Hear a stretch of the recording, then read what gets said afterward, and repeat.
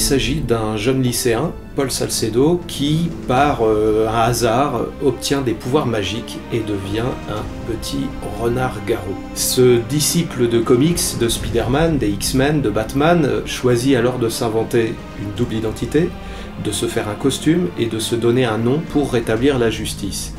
Cette histoire-là, c'est celle que j'ai racontée dans le premier tome, qui est paru fin 2014.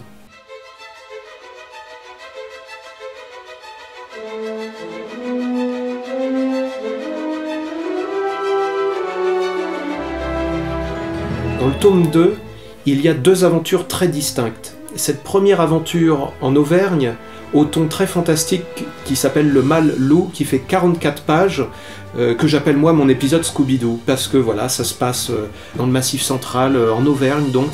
et il y a une légende locale, un ivrogne avec sa petite légende, et puis une histoire de loup-garou, de monstre. On est vraiment très dans le Scooby-Doo ou le film fantastique américain à la John Carpenter, en tout cas c'était la volonté.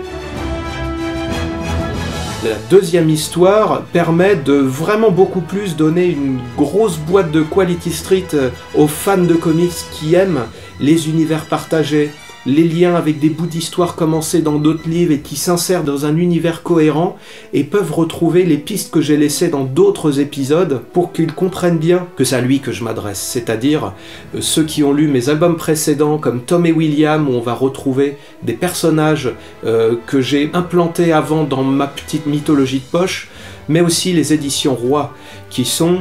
un univers éditorial totalement fictif, avec ses codes, ses personnages récurrents, ses auteurs phares. C'est un univers entièrement monté de toutes pièces, une sorte de boîte à outils que j'amène ici aux éditions Delcourt, dans Foxboy, pour pouvoir puiser dedans.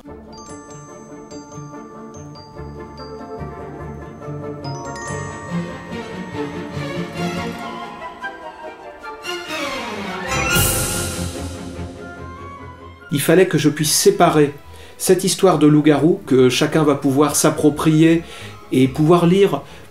dans n'importe quel sens ou n'importe quel moment de l'histoire du personnage sans que ça compte à la compréhension de l'histoire. Tandis que ce second épisode, Angle mort, très dense, très ambitieux, y compris graphiquement et narrativement, certainement ce que j'ai fait de plus ambitieux depuis 10 ans que je travaille à plein temps dans le dessin et la bande dessinée, est vraiment le cadeau que j'avais envie de faire aux vrais lecteurs de comics dont je suis.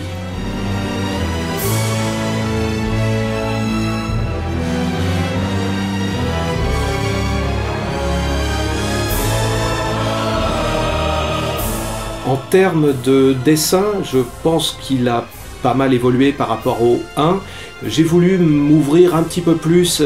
aux lecteurs plus jeunes, ceux qui ont la vingtaine, la trentaine, mais aussi les ados, en ramenant cette modernité qu'on aime dans des séries beaucoup plus actuelles, comme on peut voir dans le New 52 de DC Comics, mais aussi chez Image, etc. Et plonger mon héros vraiment dans les années 2015-2016, car voilà aussi une particularité de cette série Foxboy, c'est de faire vieillir le personnage au rythme de ses parutions. Ainsi, dans le tome 1, Paul était lycéen, obtenait son bac à la fin, et dans le 2, il a autour de 19 ans. Voilà, c'est la France post-Charlie qui se passe pour le premier épisode à l'hiver 2015, février 2015 précisément, et le cœur de cet album, Angle mort, qui se passe donc au centre-Bretagne, au cours d'une seule nuit fantastique de solstice d'été,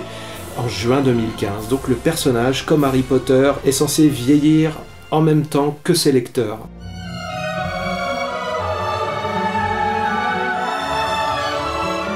Foxboy 2, c'est mon bébé, donc forcément je suis un papa un peu ému parce que c'est un an de travail intense fait en se faisant plaisir, mais aussi en pensant à vous, les lecteurs de comics qui n'avaient pas forcément l'occasion, je pense, de trouver en France tout cet ADN d'univers partagé, de concepts multidimensionnels, et donc c'est un album très riche, plus épais que le premier, et là vraiment j'ai vidé mon sac. C'est un premier cycle qui se conclut et j'espère qu'il vous plaira. Et le 13 avril, je vous donne rendez-vous chez votre libraire préféré pour juger par vous-même, et j'ai vraiment hâte de voir si Foxboy 2 remportera votre adhésion.